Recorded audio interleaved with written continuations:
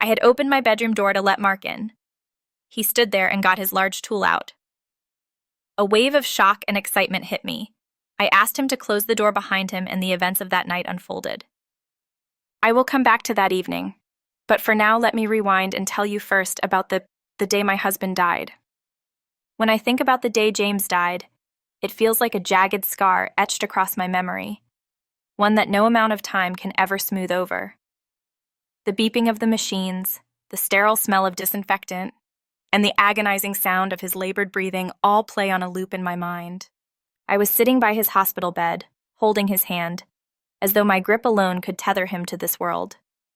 His skin, once warm and full of life, had turned clammy and pale. The light in his blue eyes, which had always been so full of love and mischief, was fading. I fought to stay strong for him, but my resolve cracked under the weight of helplessness. "Meg," he rasped, his voice barely audible over the hum of the machines. "Don't cry. Please." I tried to speak, but the lump in my throat wouldn't let me. I just nodded, squeezing his hand tighter. Mark was there, standing silently in the corner.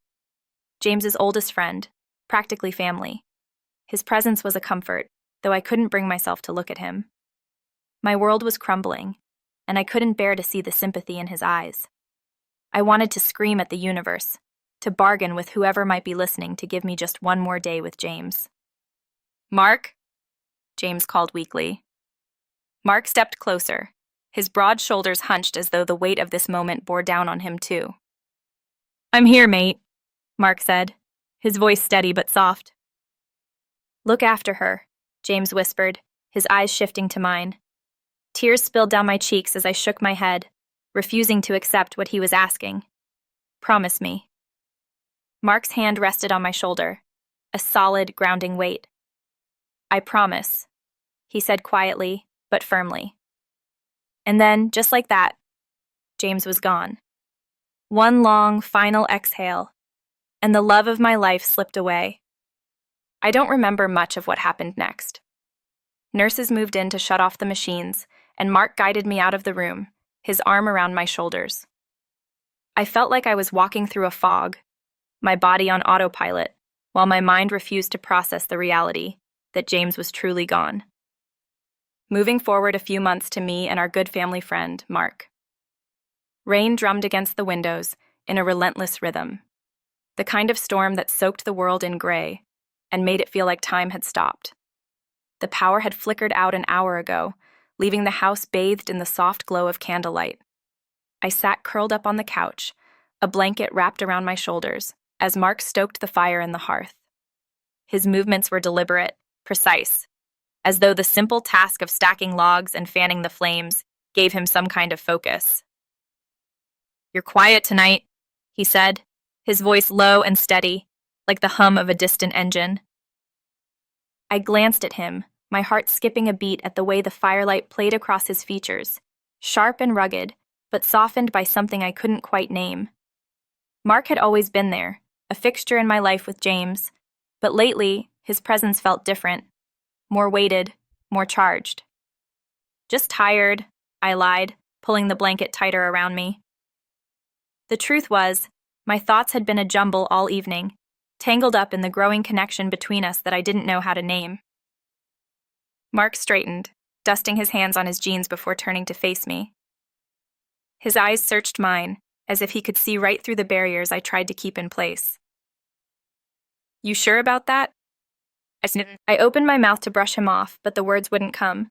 Instead, I just shook my head, tears welling up in my eyes before I could stop them. "Meg?" His voice was soft, almost a whisper, as he crossed the room and sat beside me. The couch dipped under his weight, and his warmth radiated through the thin barrier of the blanket. "Talk to me." "It's nothing," I said, wiping at my eyes with the back of my hand. But the quiver in my voice gave me away. Mark hesitated, then reached out, his hand brushing against mine. His touch was gentle, almost hesitant, as though he was afraid of crossing some invisible line. But I didn't pull away. If anything, I leaned into the contact, the smallest act of surrender. "It's not nothing," he said. You don't have to carry all this alone, Meg. Let me be here for you. His words cracked something open inside me, and before I could think better of it, I leaned into him, resting my head against his chest. His arms came around me instinctively, strong and steady, holding me together when I felt like I might fall apart. I miss him, I whispered, the confession spilling out into the quiet. I miss him so much it hurts. I know, Mark said, his voice thick with emotion. I miss him too. Every day. We stayed like that for what felt like hours, the storm raging outside while we sat cocooned in our shared grief. But there was something else there too, something unspoken but undeniable. A pull. A spark. The kind of connection that had been building for months but neither of us had dared to acknowledge. When I finally pulled back, my eyes met his, and the intensity of his gaze stole the breath from my lungs. For a moment, neither of us moved, the air between us crackling with something electric. Mark, I began, my voice barely audible. But he didn't let me finish. Instead, he cupped my face in his hands, his touch warm and grounding, and kissed me. It was soft at first, tentative, as though he was giving me the chance to pull away. But when I didn't, he deepened the kiss, and it felt like something inside me broke open, a floodgate of emotion I hadn't even realized I was holding back. When we finally pulled apart, his forehead rested against mine, our breaths mingling in the flickering candlelight. I'm sorry, he said, his voice rough. I shouldn't have. Don't, I interrupted, my hands gripping the front of his shirt. Don't apologize. For a moment, the only sound was the crackle of the fire and the distant rumble of thunder. Then slowly, Mark's arms tightened around me, and I felt something I hadn't felt in a long time, a spark of hope. The storm had passed, leaving the world outside washed clean in the pale light of dawn. I woke to the sound of birds chirping and the faint rustle of movement in the kitchen. For a moment, I lay still, the events of the night before playing in my mind like a vivid dream. Mark's touch, his kiss, the way he'd held me as if I was something precious. It all felt too surreal to be real. But the faint clatter of dishes told me it wasn't a dream. He was still here. I sat up, the blanket falling from my shoulders, and ran a hand through my hair. My heart raced as I stood and padded toward the kitchen, unsure of what I'd find, or what I'd say. The air felt charged with uncertainty, like the moment before stepping into a cold ocean. Mark was at the stove, his back to me. He was wearing the same clothes from the night before, rumpled and slightly damp from the storm. His dark hair was tousled, and there was a tension in his posture that made my chest tighten. He hadn't noticed me yet, so I took a moment to watch him, trying to read the thoughts that might be running through his mind. Morning, I said finally, my voice softer than I'd intended. He turned, a flicker of surprise crossing his face, before it softened into something I couldn't quite name. Relief, maybe. Morning, he said, his voice low and gravelly. I made coffee. Hope that's okay. Of course, I said, offering a small smile. I moved to the counter, grabbing a mug and pouring myself a cup. The warmth of the ceramic in my hands grounded me, but it did little to ease the knot of anxiety twisting in my stomach. For a moment, we stood in silence, the air between us heavy with the weight of what had happened. Finally, I couldn't take it anymore. Mark, I said, setting the mug down, about last night. He tensed, his hands bracing against the edge of the counter. Meg, if you want to forget it happened, I'll understand. I don't want to make things harder for you. That was never my intention. I stared at him, his words catching me off guard.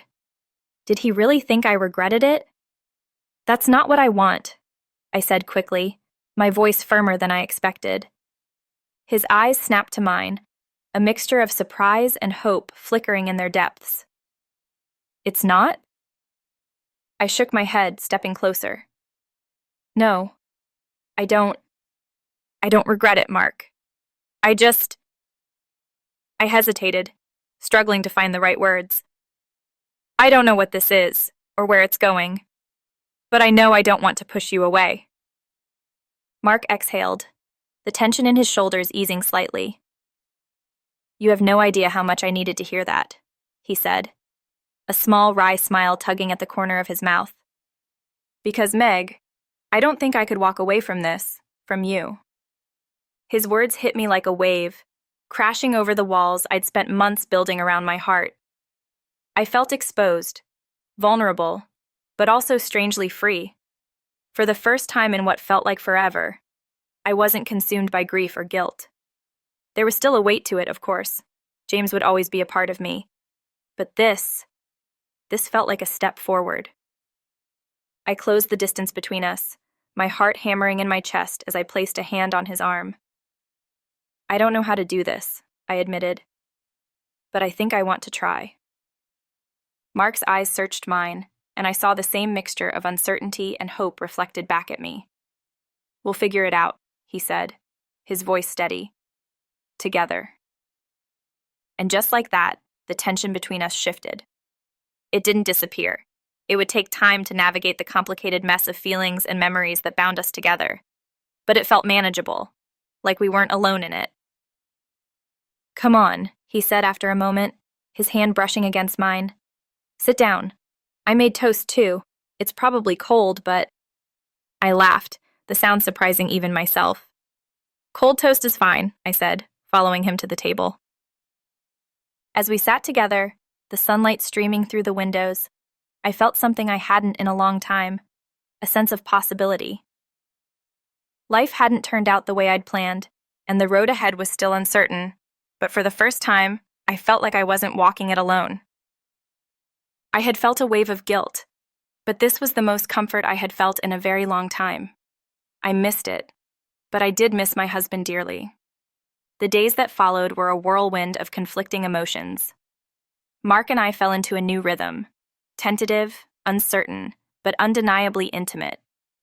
He was gentle and patient, never pushing, always waiting for me to decide how far I was ready to go. It was comforting, this connection we were building. But with every moment of joy, guilt followed like a shadow. Late one night, I lay awake in bed, staring at the ceiling.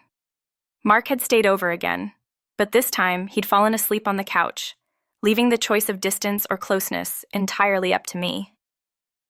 My heart ached with the memory of James, his laughter, his touch, the life we'd built together.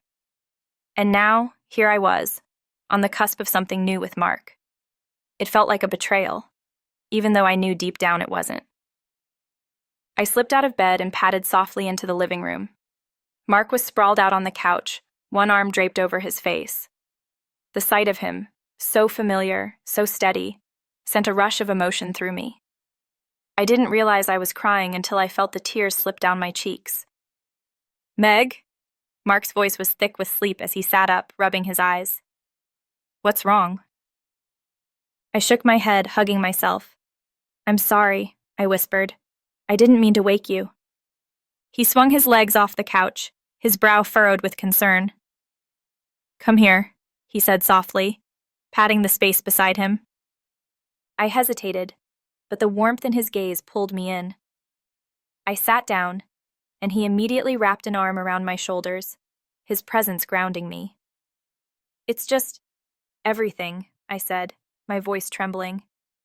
This thing between us, it feels so good, but I can't stop thinking about James, about what he'd think of me, of us. Mark was quiet for a moment, his hand tracing soothing circles on my back. You don't have to feel guilty for moving forward, Meg. James wouldn't want you to be stuck in the past. That's what everyone says, I said, pulling away to look at him. But how do you know? How do you know he'd be okay with this? With us? Mark's jaw tightened, and I saw the flicker of pain in his eyes. Because he asked me to look after you, he said quietly. That day in the hospital, he made me promise. And I've tried to honor that promise, but, Meg, this isn't just about him anymore. It's about us, you and me. His words cut through me, sharp and raw. But what if it's too soon? What if I'm not ready? Mark's face softened, but there was a trace of frustration in his voice when he spoke. Then tell me that, Meg. Don't keep dragging yourself through this guilt if you're not ready to move forward. I'll back off if that's what you need. But you can't keep one foot in the past and one in the future. It's not fair to either of us. His words stung, not because they were harsh, but because they were true. I stood abruptly, wrapping my arms around myself as I turned away. I don't know what I need, I admitted, my voice breaking. I'm trying, Mark, but it's so hard. I know it is, he said, standing as well. But you're not the only one in this, Meg. I care about you. I want to be here for you, but I can't do that if you won't let me in. I turned back to face him, my heart aching at the pain in his eyes. I don't want to lose you, I said, the words tumbling out before I could think better of them. You won't, he said, stepping closer. But you have to decide what you want, Meg. Because I can't keep walking this tightrope, waiting for the other shoe to drop. His honesty left me breathless. I wanted to reassure him, to tell him that I was ready, but the words caught in my throat. The truth was, I didn't know if I was ready. All I knew was that being with him felt like a lifeline, even if it came tangled with guilt and uncertainty. Mark sighed, running a hand through his hair. I think I should go, he said, his voice heavy. Give you some space to figure things out. No, I said quickly, reaching for his hand. Please, stay. He looked at me, his eyes searching mine for some kind of clarity. I didn't have all the answers, but I knew I couldn't bear the thought of him leaving. Slowly, he nodded, squeezing my hand. Okay, he said. But we need to talk about this, Meg. We can't keep pretending it's not there. I know, I said, my voice barely above a whisper. As we settled back on the couch, the silence between us felt different. Not empty, but filled with the weight of everything unsaid. I leaned into him, and he wrapped his arms around me, holding me close. For the first time, I let myself accept the comfort he offered, even as the guilt lingered at the edges of my mind. The wine bottle sat between us, nearly empty, its deep red contents glowing faintly in the soft light of the living room lamp. Rain tapped gently against the windows, a calmer echo of the storm from weeks before. Mark leaned back on the couch, one arm draped over the backrest, his gaze fixed on me with a softness that made my heart flutter. You're staring, I said, smiling despite the warmth creeping into my cheeks. Maybe, he said, his lips curving into that crooked smile of his. But can you blame me? I laughed, shaking my head as I reached for my glass. The wine had left me pleasantly fuzzy, lowering the walls I'd spent so long building around myself. Tonight felt easy, like the weight of the world had lifted just enough to let me breathe. Do you ever think about what he'd say? I asked suddenly, the question slipping out before I could stop it. About us? Mark didn't flinch.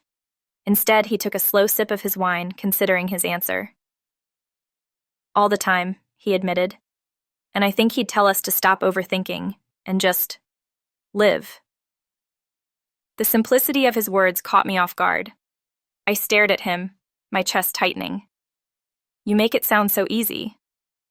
It's not, he said, his voice soft but firm. Nothing about this is easy, Meg, but that doesn't mean it's wrong. I set my glass down, suddenly unable to look at him. The truth of his words settled over me, stripping away the last of my defenses. I'm scared, I whispered. Mark leaned forward, his hand brushing mine. So am I, he said. But I'm willing to take the risk. You're worth it. I looked up at him, my heart pounding. The air between us felt charged, like a string pulled taut and ready to snap. Without thinking, I leaned toward him, my breath hitching as his hand came up to cut my cheek. Meg, he said softly, his eyes searching mine. Tell me what you want. For a moment, I couldn't speak. Then slowly, I closed the gap between us, my lips brushing his in a kiss that started soft but quickly deepened. His hand slid into my hair, pulling me closer. and I felt a heat bloom in my chest that I hadn't felt in what seemed like forever.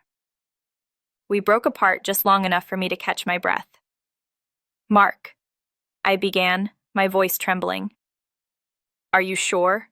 he asked, his voice husky and low. "We don't have to—" "I'm sure," I said, cutting him off. I wasn't just sure, I was certain.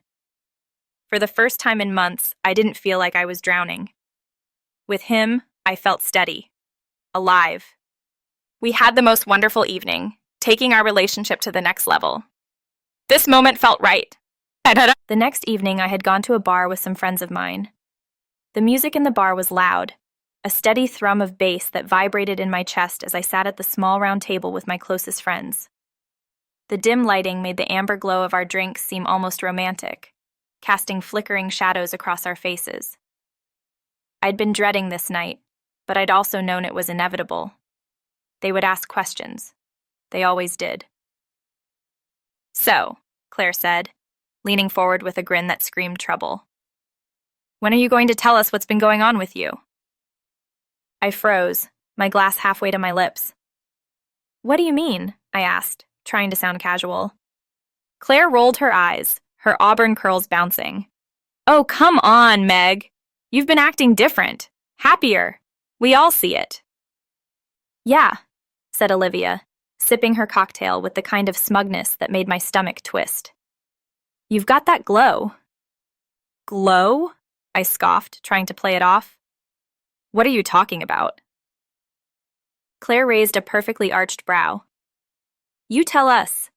You've been weirdly hard to pin down lately. Canceling plans, not answering calls right away. It's like you've got some big secret." My heart pounded as their words swirled around me. I hadn't told anyone about Mark. Not because I was ashamed, but because I wasn't ready for the questions, the judgments, the inevitable comparisons to James. But now, with their eyes fixed on me like lasers, I felt the walls I'd been building start to crumble. "There's someone," I admitted, setting my drink down carefully. 3 pairs of eyes widened in unison. "Someone?" Claire practically squealed. "Who? How? When?" Olivia leaned in closer, her expression shifting from shock to curiosity. "Okay, spill. We need details." I hesitated, glancing down at my hands. "It's Mark." There was a beat of stunned silence, followed by Claire's gasp. "Mark? As in James's Mark? The best friend Mark?" "Yes," I said, my voice firmer than I expected. "That Mark." Olivia blinked, her drink halfway to her lips. "Wow. Okay, didn't see that coming." "What happened?" Claire asked, her tone softer now, more cautious. "I mean, how did this start?" I took a deep breath, trying to steady myself. It wasn't planned. After James, after everything, Mark was there for me. He helped me through the worst of it. And somewhere along the way, things just shifted. "And now you're together?" Olivia asked, her expression unreadable. "I think so," I said, the words feeling foreign but right. "We're figuring it out." Claire reached across the table, placing a hand over mine. "Meg, that's huge. How do you feel about it?" I looked at her, the weight of her question settling in my chest. Honestly, it's complicated. I feel happy when I'm with him, but I also feel guilty, like I'm betraying James somehow. Olivia frowned, swirling the ice in her glass. "Meg, you know that's not true, right? James wouldn't want you to stay stuck in grief forever." Claire nodded. "Exactly. And if Mark makes you happy, that's what matters. But are you sure it's not just because he's familiar? Because he was close to James?" Her question stung, but it was one I'd asked myself 100 times. "I've thought about that," I admitted. "But it's not just that. Mark, he makes me feel alive again. He doesn't try to replace James, and he's never pushed me. He's just there, and it feels real." Olivia's expression softened, and she reached for my hand. then maybe that's your answer. If it feels real, maybe it is. But people will talk, I said, voicing the fear that had been gnawing at me since the beginning. They'll say I moved on too fast, that it's wrong. Let them talk, Claire said firmly. You've been through hell, Meg. You deserve to find happiness, no matter what anyone else thinks. Their support was a balm to my nerves, but the knot in my stomach didn't completely loosen. As much as I wanted to believe their words, the fear of judgment lingered. So, Olivia said, her lips curving into a sly grin. What's he like? In the bedroom, I mean. Olivia, I exclaimed, my cheeks flaming as Claire burst into laughter. What? Olivia said, feigning innocence. We're all thinking it. Absolutely not, I said, shaking my head even as I fought back a smile. Oh, come on, Claire teased. You can't drop a bomb like this and not give us a little something. I groaned, covering my face with my hands. You're insufferable. And you love us for it, Claire said, raising her glass in a mock toast. Despite my embarrassment, I couldn't help but laugh. Mark and I were navigating uncharted territory, and while moments of joy brought us closer, the lingering guilt and uncertainty often threatened to pull us apart. It was one of those nights, the kind where tension hung in the air like a storm cloud waiting to break. Mark had come over after work, his face drawn, his usual warmth clouded by something unspoken. I could tell he was holding something back, and it set my nerves on edge. We sat at the kitchen table, the remains of our takeout scattered between us. Mark poked at his food, his shoulders stiff, his jaw tight. I couldn't take the silence any longer. Mark, what's wrong? I asked, setting down my fork. He sighed, running a hand through his hair. Nothing. It's just been a long day. Don't do that, I said, my voice sharper than I intended. Don't shut me out. His eyes flicked up to meet mine, and I saw the storm brewing there. I'm not shutting you out, Meg. I'm just tired. Of what? I pressed, the knot in my stomach tightening. Of me? Of this? Of pretending everything is fine. The words burst out of him, raw and jagged, and they hit me like a slap. He pushed his chair back abruptly, standing as he raked a hand through his hair again. I'm sorry, but I can't keep ignoring the elephant in the room. I stared at him, my chest tightening. What elephant? This isn't just about us, Meg, he said, his voice rising. It's about James. He's everywhere. In this house, in our conversations, in the way you look at me like you're waiting for me to measure up to him. That's not fair, I said, standing as well. I never asked you to be James. You didn't have to, he said, his voice quieter now, but no less intense. He's always here, Meg, and I get it. I do. He was your husband, and you loved him. But I can't help feeling like I'm in his shadow, like I'm just convenient. His words cut deep, exposing fears I hadn't dared to confront. You're not convenient, I said, my voice trembling. You mean so much to me, Mark. Then let me in, he said, stepping closer, his eyes pleading. Stop holding back. Stop second-guessing this. I'm not asking you to forget him. I'd never ask that. But I need to know that I matter too. That this, he gestured between us, his voice breaking, isn't just something to fill the void. Tears spilled down my cheeks as his words broke through the barriers I'd been clinging to. I don't know how to do this, I admitted, my voice barely above a whisper. I don't know how to move forward without feeling like I'm leaving him behind. Mark cupped my face in his hands, his touch gentle despite the intensity in his eyes. You're not leaving him behind, Meg. He'll always be a part of you, a part of us. But you have to let yourself live again. You have to let yourself feel this, or it's going to tear us apart. I closed my eyes, leaning into his touch as a sob escaped me. He was right, and I hated how much it hurt to admit it. I'm scared, I said, my voice trembling. I'm so scared of losing you too. You won't lose me, he said, his voice steady now. But I can't be in this halfway, Meg. I need you to meet me there. His words settled over me like a challenge, forcing me to confront the fears and guilt I'd been avoiding for so long. Slowly, I opened my eyes, meeting his gaze. "I want this," I said, my voice firmer now. "I want us. But I need you to be patient with me." Mark exhaled, his shoulders relaxing as he pulled me into his arms. "I'm not going anywhere," he said softly, his lips brushing the top of my head. "But you have to promise me something." "What?" I asked, my voice muffled against his chest. "That when it gets hard, you'll talk to me. No more bottling things up. No more running away."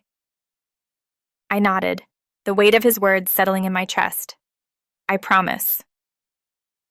We stood there for what felt like hours, wrapped in each other's arms as the storm between us began to dissipate. It wasn't a perfect resolution. There were still wounds to heal, still fears to confront. But for the first time, I felt like we were truly in this together. And that, I realized, was enough. For now. The days after our argument were tender, cautious. Mark and I moved carefully around each other, like we were stepping over broken glass. There was an unspoken understanding between us that we'd reached a turning point, but the wounds from our confrontation were still raw. He gave me space, just enough to process, but not so much that I felt alone. I could tell he was waiting. For what, I wasn't sure. Maybe for me to take the next step, to prove that I could let go of the fear that had held me hostage for so long. One evening, a week later, I decided to meet him halfway. He was in the kitchen, chopping vegetables with a practiced precision that hinted at his years of bachelorhood. The smell of garlic and onions filled the air, and I leaned against the doorframe, watching him for a moment before speaking. "Mark," I said softly. He glanced up, his expression careful, like he was bracing for bad news. "Yeah?" "I've been thinking," I began, stepping into the room, "about us, about what you said." He set the knife down, turning to face me fully. "And?" I hesitated, my heart racing. "You were right. I've been holding back. I've been so afraid of what this means, of what people might think, of what it says about me. But I can't let that stop me anymore. I don't want to lose you." Mark's shoulders relaxed, and the warmth in his eyes made my chest ache. "Meg," he said, his voice soft, "you're not going to lose me. I'm all in, always have been. I just need to know you're with me." "I am," I said, taking his hand. "I'm with you." That night we made love again, but it was different this time. There was a rawness to it, an emotional vulnerability that left me breathless. He held me like I was something precious, something fragile, and I let myself surrender to the moment completely. Afterward, we lay tangled together in the dark, his arm draped over my waist as I traced circles on his chest. The room was quiet, save for the sound of our breathing and the faint hum of the city outside. "I want to tell his parents," I said suddenly, the words surprising even me. Mark tensed beside me, his fingers pausing in their absent-minded stroke through my hair. "Are you sure? That's a big step." "I know," I said, propping myself up on one elbow to look at him. "But it's the right thing to do. They deserve to know, and I don't want to feel like we're hiding anymore." He studied me for a moment, his expression unreadable. "I'll support you, whatever you decide, but you know it might not go well." "I know," I said, my voice steady, "but I have to try." 2 days later, I found myself sitting on the couch in James's parents' living room, my hands clenched tightly in my lap. The room hadn't changed much since James and I had last visited. Family photos lined the walls, and the scent of lavender and pine lingered in the air, a scent that had always reminded me of home. James's mother, Carol, sat across from me, her expression warm but curious. His father, Henry, was beside her, his arms crossed over his chest as he studied me. "It's good to see you, Megan," Carol said, her voice kind but tinged with concern. "We've missed you." "I've missed you too," I said, my voice trembling slightly. "I should have come sooner. I'm sorry." There's nothing to apologize for, Henry said gruffly. We know how hard it's been. I nodded, swallowing the lump in my throat. I wanted to talk to you about something. Something important. Carol's smile faltered slightly, and Henry leaned forward, his gaze sharp. What is it? He asked. I took a deep breath, my fingers twisting in my lap.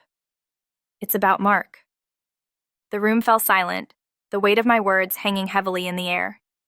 Carol's brow furrowed, and Henry's expression darkened. What about Mark? Carol asked gently.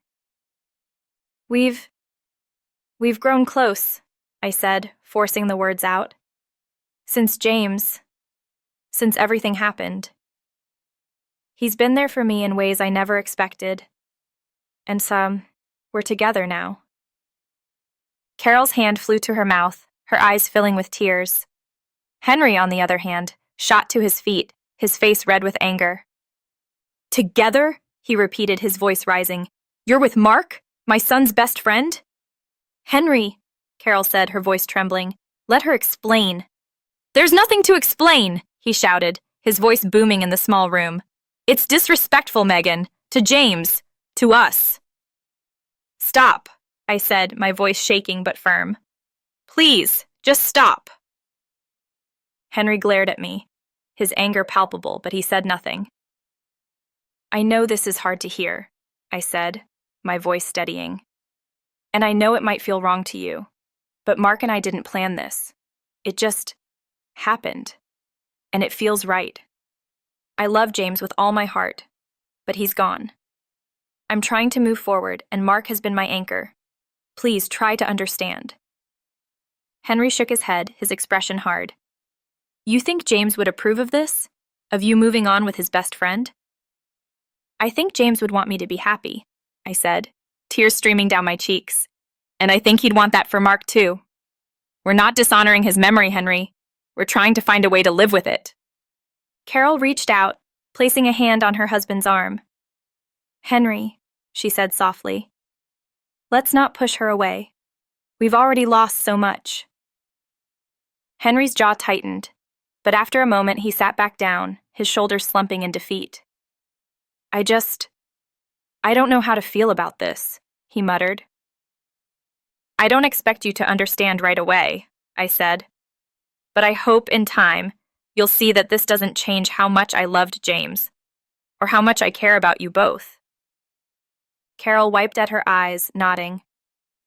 We just want you to be happy, Megan, she said. That's all we've ever wanted. Their acceptance wasn't immediate, and I knew the road ahead would be rocky. But as I left their house that day, I felt lighter, as though a weight I'd been carrying for months had finally been lifted. And when I walked into my own house later that evening, Mark was there, waiting for me with open arms. I fell into his embrace, my heart full of hope for the first time in a long time.